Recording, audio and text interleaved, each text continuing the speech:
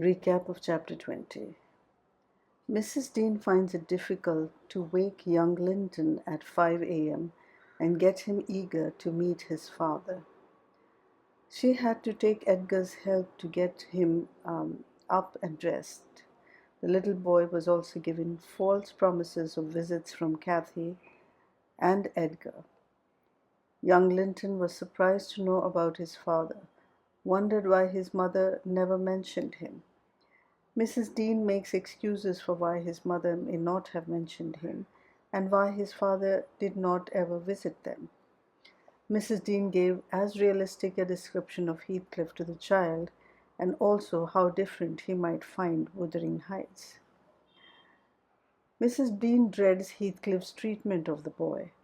However, she was relieved to find that though Heathcliff had found the boy frail and puny and contemptible in general, he was keen to install Linton as the owner of Thrushcross Grange, and towards that purpose was keen to raise him as a owner, educate him, and get the household to obey him.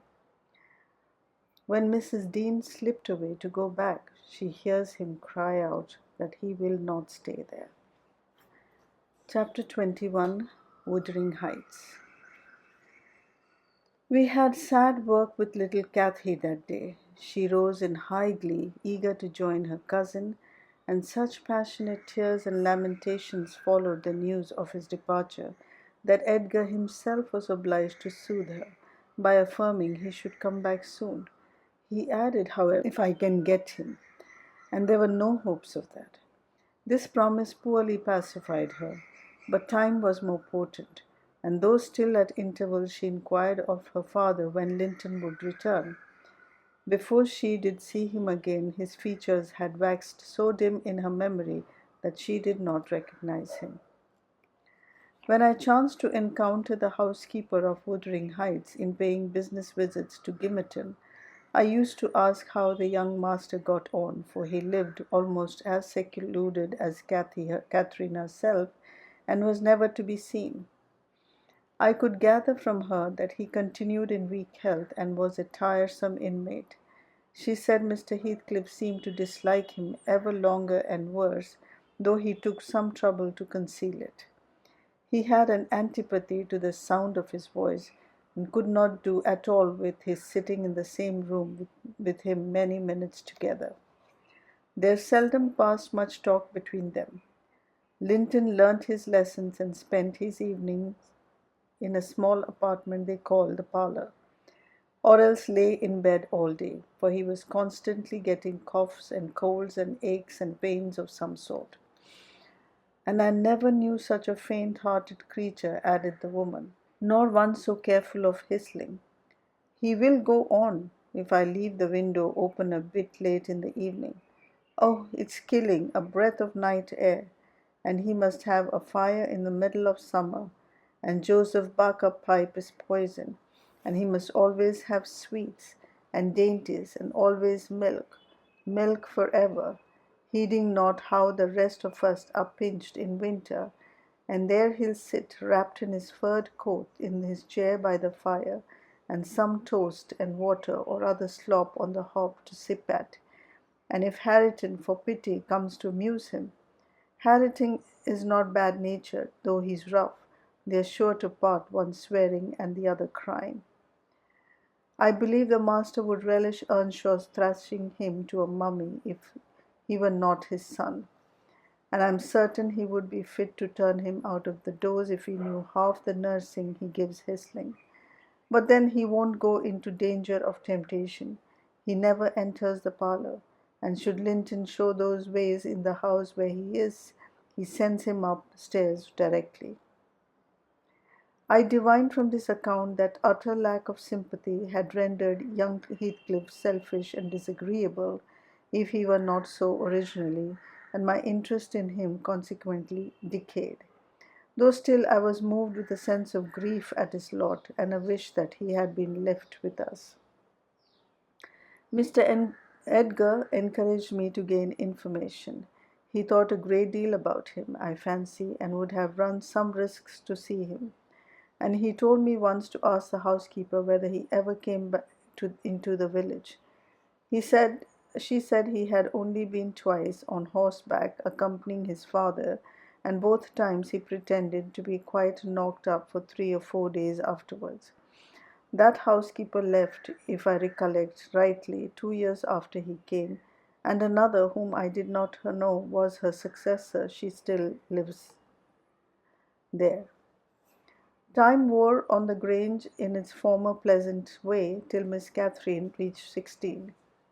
On the anniversary of her birth we never manifested any signs of rejoicing, because it was also the anniversary of my late mistress's death. Her father invariably spent that day alone in the library, and walked at dusk as far as Gimerton kirkyard, where he would frequently prolong his stay beyond midnight. Therefore Catherine was thrown on her own resources for amusement. This 20th of March was a beautiful spring day, and when her father had retired, my young lady came down dressed for going out, and said she had asked to have a ramble on the edge of the moors with me, and Mr. Linton had given her leave, if we went only a short distance and were back within the hour. So make haste, Ellen, she cried. I know where I wish to go, where a colony of moor game are settled. I want to see whether they have made their nests yet. That must be a good distance up, I answered. They don't breed on the edge of the moor. No, it's not, she said. I've gone very near with Papa. I put on my bonnet and sallied out, thinking nothing more of the matter. She bounded before me and returned to my side, and was off again like a young greyhound. And at first I found plenty of entertainment in listening to the larks singing far and near, and enjoying the sweet warm sunshine, and watching her, my pet and my delight, with her golden ringlets flying loose behind, and her bright cheeks as soft and pure as in its bloom as a wild rose, and her eyes radiant with cloudless pleasure.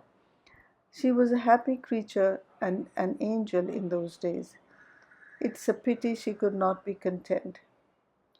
Well, said I, where are your moor game, Miss Cathy? We should be at them. The Grange Park fence is a great way off now. Oh, a little further, only a little further, Ellen, was her answer, continually. Climb to that hillock past that bank, and by the time you reach the other side, I shall have raised the birds. But there were so many hillocks and banks to climb and pass that at length I began to weary, and told her we must halt and retrace our steps. I shouted to her, and she had outstripped me a long way. She either did not hear or did not regard, for she still sprang on, and I was compelled to follow. Finally she dived into a hollow, and before I came in sight of her again, she was 2 miles near Wuthering Heights, then her own home, and I beheld a couple of persons arrest her, one of whom I felt convinced was Mr. Heathcliff himself. Cathy had been caught in the act of plundering, or at least hunting out the nest of the grouse.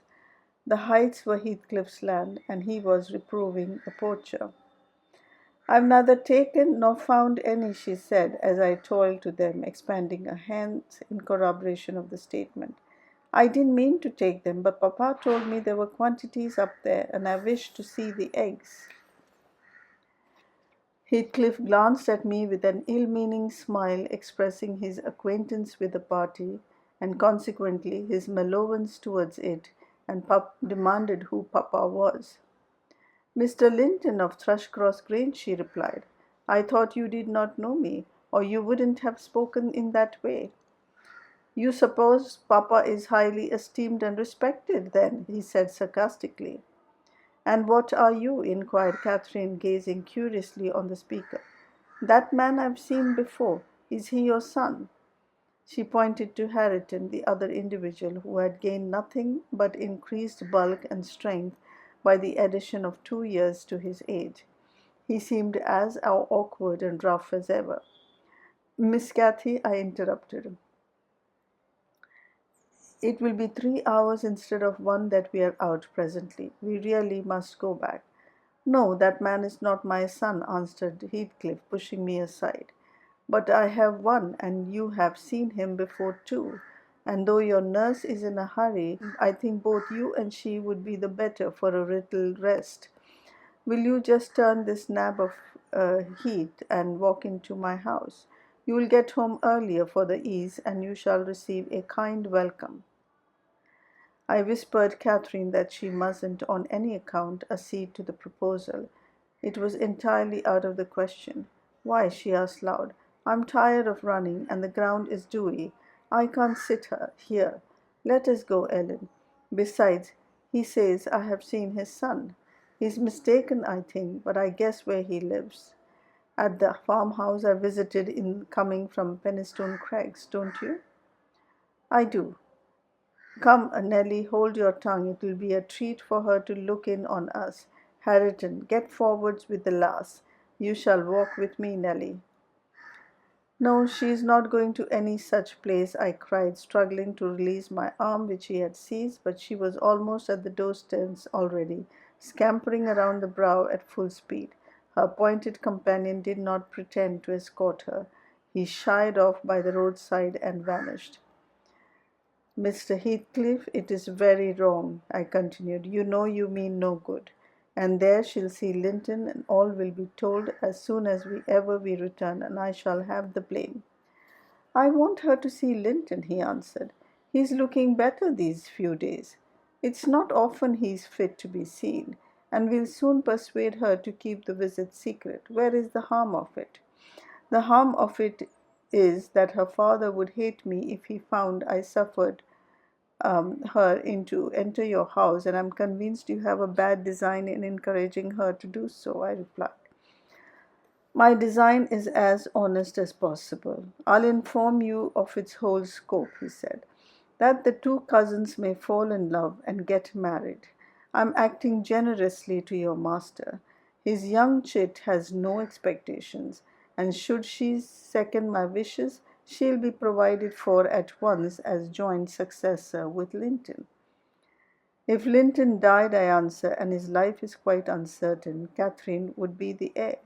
No, she would not, he said. There is no clause in the will to secure it so. His property would go to me, but to prevent disputes, I desire their union, and am resolved to bring it about. And I am resolved she shall never approach your house with me again, I returned as we reached the gate, where Miss Cathy waited our coming. Heathcliff bid me be quiet, and preceding us up the path, hastened to open the door. My young lady gave him several looks as if she could not exactly make up her mind what to think of him. But now he smiled when he met her eye, and softened his voice in addressing her. And I was foolish enough to imagine the memory of her mother might disarm him from desiring her inquiry. Linton stood on the hearth. He had been out walking in the fields, for his cap was on, and he was calling to Joseph to bring him dry shoes. He had grown tall of his age, still wanting some months of 16. His features were pretty yet, and his eyes and complexion brighter than I remembered them, though with merely temporary lustre borrowed from salubrious air and genial sun. Now, who is that? Asked Miss Heathcliff, turning to Cathy. Can you tell? Your son, she said, having doubtfully surveyed first one and then the other. Yes, yes, answered he. But is this the only time you have beheld him? Think. Ah, you have a short memory. Linton, don't you recall your cousin, that you used to tease us so with wishing to see? What? Linton, cried Cathy, kindling into joyful surprise at the name. Is that little Linton? He's taller than I am. Are you Linton? The youth stepped forward and acknowledged himself. She kissed him fervently, and they gazed with wonder at the change time had wrought in the appearance of each. Catherine had reached her full height. Her figure was both plump and slender, elastic as steel, and her whole aspect sparkling with health and spirits. Linton's looks and movements were very languid, and his form extremely slight, but there was a grace in his manner that mitigated these effects, and rendered him not unpleasing. After exchanging numerous marks of fondness with him, his cousin went to Mr. Heathcliff, who lingered by the door, dividing his attention between the objects inside and those that lay without, pretending, that is, to observe the latter and really noting the former alone. "And you are my uncle, then," she cried, reaching up to salute him. "I thought I liked you, though you were cross at first. Why don't you visit at the Grange with Linton? To live all these years such close neighbours and never see us is odd. What have you done for?" "I visited it once or twice too often before you were born," he answered. "There, damn it, if you have any kisses to spare, give them to Linton. They are thrown away on me." "Naughty Ellen!" exclaimed Catherine, flying to attack me with her lavish caresses. "Wicked Ellen tried to hinder me from entering, but I'll take this walk every morning in future. May I, uncle? And sometimes bring papa. Won't you be glad to see us?"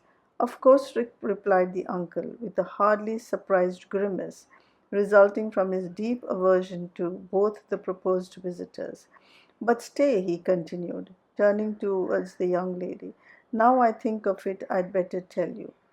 Mr. Linton has a prejudice against me. We quarrelled at one time of our lives with unchristian ferocity, and if you mention him coming here to him, he'll put a veto on your visits altogether. Therefore, you must not mention it, unless you be careless of seeing your cousin hereafter. You may come if you will, but you must not mention it." "Why did you quarrel?" asked Catherine, considerably crestfallen.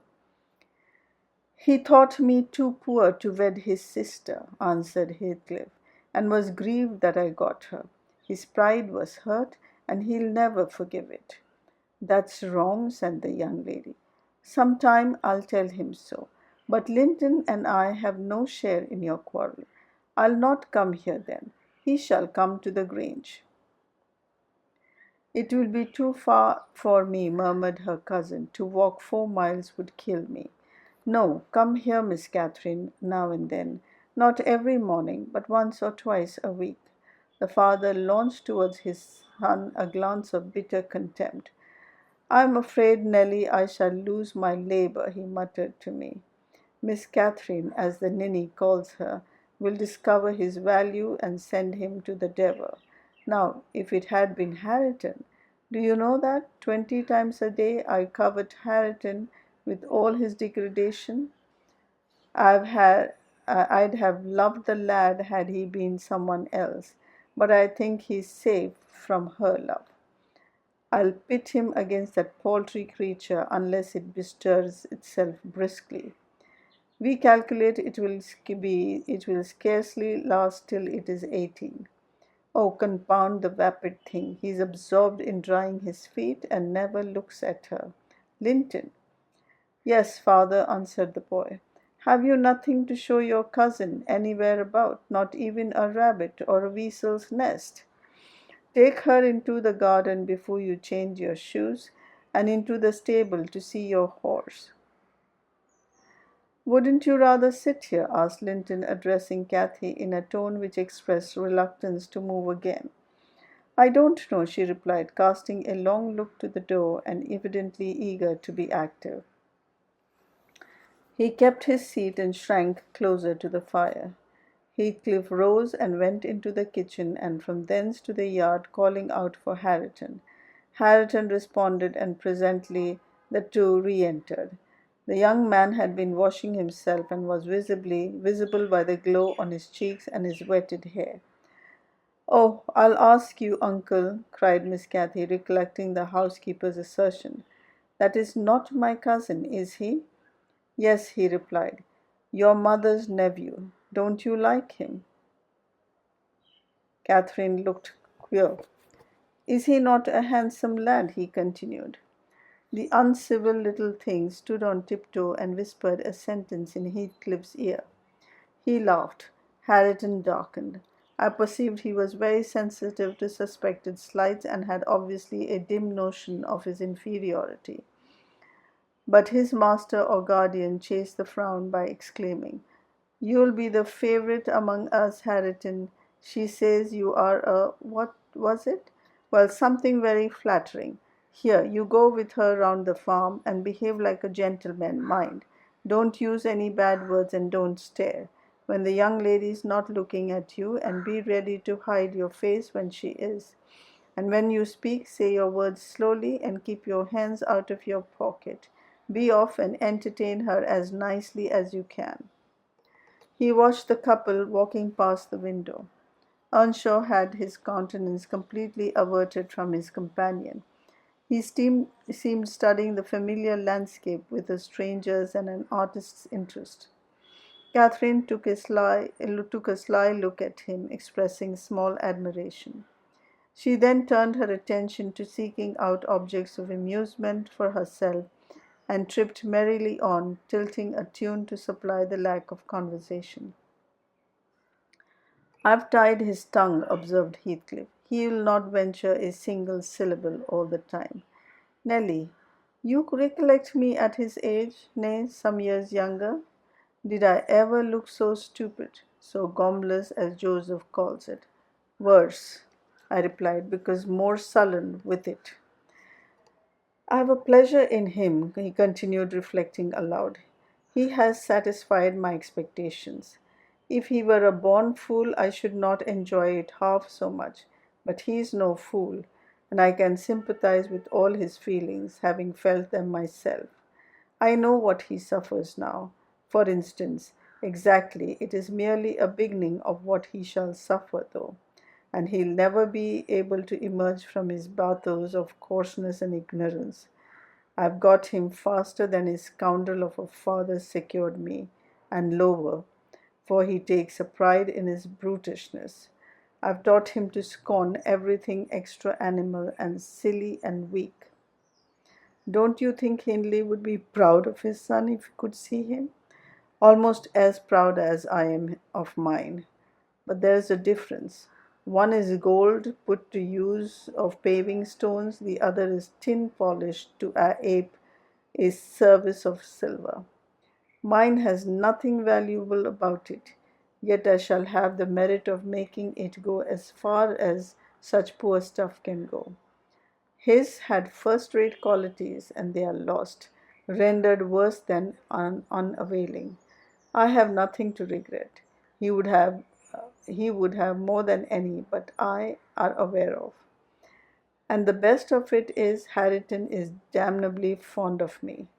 You'll own that I've outmatched Hindley here.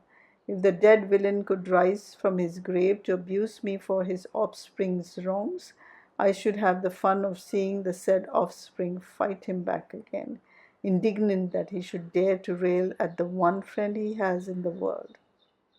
Heathcliff chuckled a fiendish laugh at the idea. I made no reply because I saw that he expected none. Meantime, our young companion, who sat too removed from us to hear what was said, began to evince symptoms of uneasiness, probably repenting that he had denied himself the treat of Catherine's society for fear of a little fatigue. His father remarked the restless glances wandering to the window, and the hand irresolutely extended towards a clap. "Get up, you idle boy," he exclaimed with assumed heartiness. "Away from them. They are just at the corner, by the stand of the hives." Linton gathered his energies and left the hearth. The lattice was open, and as he stepped out, I heard Cathy inquiring of her unsociable attendant what was that inscription over the door. Hareton stared up and scratched his head like a true clown. "It's some damnable writing," he answered. "I cannot read it." "Can't read it?" cried Catherine. "I can read it. It's English. But I want to know why it is there." Linton giggled, the first appearance of mirth he had exhibited. "He does not know his letters," he said to his cousin. "Could you believe in existence of such a colossal dunce?" "Is he all as he should be?" asked Miss Cathy seriously. "Or is he simple, not right? I have questioned him twice now, and each time he looks so stupid I think he does not understand me. I can hardly understand him, I'm sure." Linton repeated his laugh and glanced at Hareton tauntingly. who certainly did not seem quite clear of comprehension at that moment. "There's nothing the matter but laziness, is there, Earnshaw?" he said. "My cousin fancies you are an idiot. There you experience the consequence of scorning book learning, as you would say. Have you noticed, Catherine, his frightful Yorkshire pronunciation?" "Why, the devil is the use of Tor," growled Hareton, more readily in answering his daily companion. He was about to enlarge further, but the two youngsters broke into a noisy fit of merriment, my giddy miss being delighted to discover that she might turn his strange talk into matter of amusement. "Where is the use of the devil in that sentence?" tittered Linton. "Papa told you not to say any bad words, and you can't open your mouth without one. Do try to behave like a gentleman, now do." "If thou weren't more a lass than a lad, I'd fell thee this minute. I would, pitiful lot of a crater," retorted the angry Booth, retreating while his face burnt with mingled rage and mortification, for he was conscious of being insulted and embarrassed how to resent it. Mr. Heathcliff, having overheard the conversation as well as I, smiled when he saw him go, but immediately afterwards cast a look of singular aversion on the flippant pair, who remained chattering in the doorway. The boy, finding animation enough while discussing Hareton's faults and deficiency, and relating anecdotes of his goings on, and the girls relishing his pert and spiteful sayings, without considering the ill nature they evinced. But I began to dislike more than to compassionate Linton, and to excuse his father in some measure for holding him cheap. We stayed till afternoon. I could not tear Miss Cathy away before, but happily my master had not quitted his apartment, and remained ignorant of our prolonged absence. As we walked home, I would fain have enlightened my charge on the characters of the people we had quitted, but she had got into her head that I was prejudiced against them. "Aha!" she cried, "you take papa's side, Ellen. You are partial, I know, or else you wouldn't have cheated me so many years into the notion that Linton lived a long way from here. I'm really extremely angry, only I'm so pleased I can't show it. But you must hold your tongue about my uncle. He's my uncle, remember, and I'll scold papa for quarrelling with him." And so she ran on till I dropped, endeavouring to convince her of her mistake. She did not mention the visit that night because she did not see Mr. Linton. Next day it all came out, sadly to my chagrin, and still I was not altogether sorry. I thought the burden of directing and warning would be more efficiently borne by him than me, but he was too timid in giving satisfactory reasons for his wish that she would shun a connection with the household of the Heights, and Catherine liked good reasons for every restraint that harassed her petted will.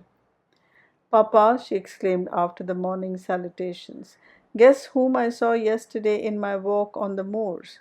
"Ah, Papa, you started. You've not done right, have you now?"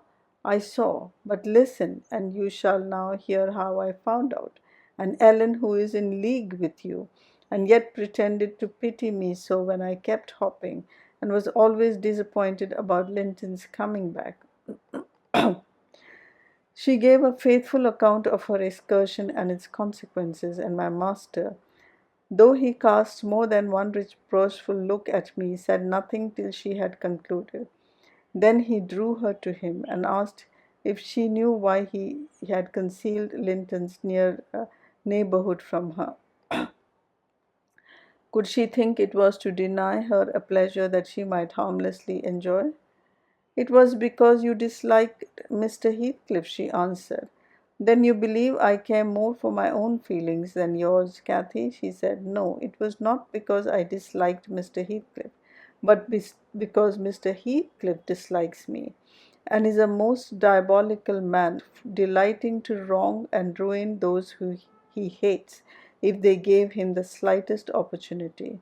I knew that you could not keep up an acquaintance with your cousin without being brought into contact with him, and I knew he would detest you on my account. So, for your own good and nothing else, I took precautions that you should not see Linton again. I meant to explain this sometime as you grew older, and I'm sorry I delayed it. But Mr. Heathcliff was quite cordial, Papa, observed Catherine, not at all convinced, and he didn't object to us seeing each other. He said I might come to his house when I pleased, only I must not tell you because you had quarrelled with him and would not forgive me for and would not forgive him for marrying Aunt Isabella, and you won't. You're the one to be blamed. He's willing to let us be friends, at least, Linton and I, and you're not. My master, perceiving that she would not take his word for her uncle's evil disposition, gave a hasty sketch of his conduct to Isabella and the manner in which Wuthering Heights became his property. He could not bear to discourse long upon the topic, for though he spoke little of it, he still felt the same horror and detestation of his ancient enemy that had occupied his heart ever since Mrs. Linton's death. She might have been living yet if it had not been for him, was his constant bitter reflection, and in his eyes Heathcliff seemed a murderer. Miss Cathy, conversant with no bad deeds except her own slight acts of disobedience, injustice, and passion rising from hot temper and thoughtlessness, and repented of on the day they were committed, was amazed at the blackness of spirit that could brood on and cover revenge for years, and deliberately prosecute its plans without a visitation of remorse. She appeared so deeply impressed and shocked at this new view of human nature, excluded from all her studies and all her ideas till now, that Mr. Edgar deemed it unnecessary to pursue the subject.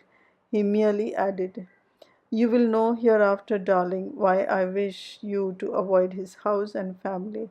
Now return to your old employments and amusements, and think no more about them." Catherine kissed her father and sat down quietly to her lessons for a couple of hours according to custom. Then she accompanied him into the grounds, and the whole day passed as usual. But in the evening, when she had retired to her room and I went to help her to undress, I found her crying on her knees by the bedside. "Oh, fie, silly child," I exclaimed. "If you had any real griefs, you'd be ashamed to waste a tear on this little contrariety. You never had one shadow of substantial sorrow, Miss Catherine. Suppose for a minute that master and I were dead and you were by yourself in the world. How would you feel then? Compare the present occasion with such an affliction as that, and be thankful for the friends you have instead of coveting more." "I'm not crying for myself, Ellen," she answered. "It's for him. He expected to see me again tomorrow, and there he'll be so disappointed, and he'll wait for me, and I shan't come." "Nonsense," said I. "Do you imagine he has thought as much of you as you have of him? Hasn't he Hareton for a companion? Not one in 100 would weep at losing a relation they had just seen twice, for 2 afternoons. Linton will conjecture how it is and trouble himself no further about you." "But may I not write a note to tell him why I cannot come?" she asked, rising to her feet. "And just send those books I promised to lend him. His books are not as nice as mine, and he wanted to have them extremely when I told them how interesting they were. May I not, Ellen?" No, indeed," replied I with decision.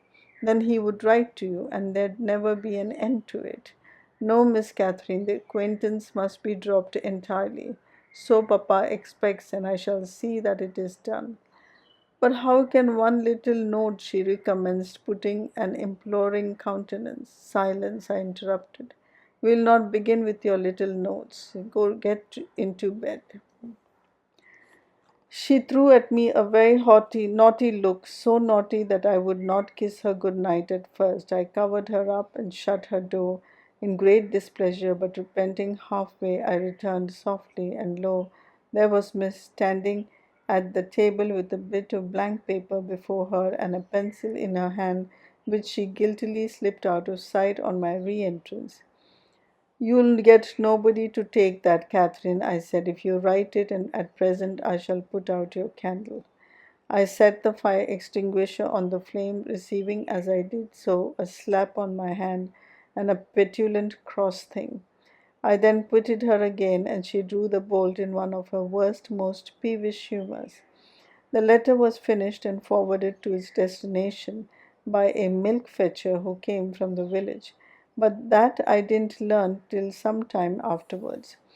Weeks passed on, and Kathy recovered her temper, though she grew wondrous fond of stealing off to corners by herself, and often, if I came near her suddenly while reading, she would start and bend over the book, evidently desirous to hide it, and I detected edges of those papers sticking out beyond the leaves.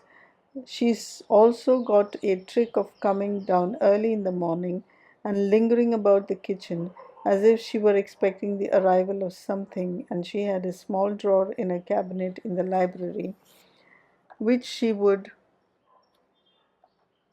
trifle over for hours, and whose key she took special care to remove when she left it. One day, as she inspected this drawer, I observed that the playthings and trinkets which recently formed its contents were transmuted into bits of folded paper. My curiosity and suspicions were roused. I determined to take a peek at her mysterious treasures, so at night, as soon as she and my master were safe upstairs, I searched and readily found among my house keys one that would fit the lock. Having opened, I emptied the whole contents into my apron and took them with me to examine at leisure in my own chamber. Though I could not but suspect, I was still surprised to discover that they were a mass of correspondence, daily, almost. It must have been from Linton Heathcliff. Answers to documents forwarded by her. The earlier dated were embarrassed and short. Gradually, however, they expanded into copious love letters, foolish as the age of the writer rendered natural, yet with touches here and there which I thought were borrowed from a more experienced source. Some of them struck me as a singularly odd compounds of ardor and flatness, commencing in strong feeling and concluding in the affected, wordy way that a schoolboy might use to a fancied incorporeal sweetheart. Whether they satisfied Kathy, I don't know, but they appeared very worthless trash to me. After turning over as many as I thought proper, I tied them in a handkerchief and set them aside, relocking the vacant drawer. Following her habit, my young lady descended early and visited the kitchen. I watched her go to the door on the arrival of a certain little boy, and while the dairymaid filled his can, she tucked something into his jacket pocket and plucked something out. I went into the garden and laid wait for the messenger who fought valorously to defend his trust, and we split the milk between us, but I succeeded in abstracting the epistle and threatening serious consequences if we did not look sharp home. I remained under the wall and perused Miss Cathy's affectionate composition. It was more simple and more eloquent than her cousin's, very pretty and very silly. I shook my head and went meditating into the house. The day being wet, she could not divert herself with ramblings about the park, so at the conclusion of her morning studies, she resorted to the solace of her drawer. Her father sat reading at the table, and I, on purpose, had sought a bit of work in some unripped fringes of the window curtain, keeping my eye steadily fixed on her proceedings. Never did any bird flying back into a plundered nest, which it had left brimful of chirping young ones, express more complete despair in its anguished cries and flutterings than she by her single "oh," and the change that transfigured her late happy countenance. Mr. Linton looked up. "What is the matter, love? Have you hurt yourself?" he said. His tone and look assured her he had not been the discoverer of her hoard. "No, papa," she gasped. "Ellen, Ellen, come upstairs, I'm sick. I obeyed her summons and accompanied her out. Oh, Ellen, you have got them, she commenced immediately, dropping on her knees when we were enclosed alone. Oh, give them to me, and I'll never do so again. Don't tell Papa. You have not told Papa, Ellen. You say you have not. I've been exceedingly naughty, but I won't do it any more. With grave severity, in my manner, I bid her stand up. So, I exclaimed, Miss Catherine, you are tolerably far on, it seems. You may well be ashamed of them. A fine bundle of trash you study in your leisure hours, to be sure. Why, it's good enough to be printed. And what do you suppose the master will think when I display it before him? I haven't shown it yet, but you needn't imagine I shall keep your ridiculous secrets. For shame, and you must have led the way in writing such absurdities. He would not have thought of beginning, I am certain. I didn't, sobbed Kathy, fit to break her heart. I didn't once think of loving him till. Loving, cried I, as scornfully as I could utter the word loving. Did anybody ever hear the like? I might just as well talk of loving the miller who comes once a year to buy our corn. Pretty loving indeed. And both times together you have seen Linton hardly 4 hours in your life. Now here is the babyish trash.